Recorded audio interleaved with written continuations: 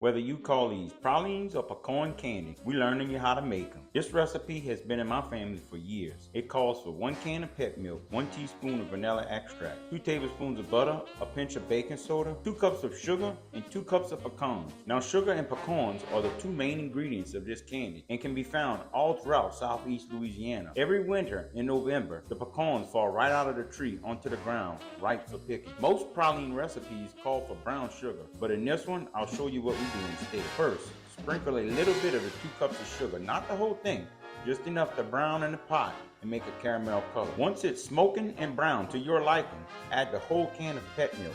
And from this point on, you do not stop stirring, or else everything will burn. Finish adding the rest of the 2 cups of sugar and bring to a simmer. Adding a pinch of baking soda will help create air bubbles needed for the candy making process to take place. Cook this mixture for several minutes until it thickens and becomes shiny. You don't need a candy thermometer or anything fancy like that.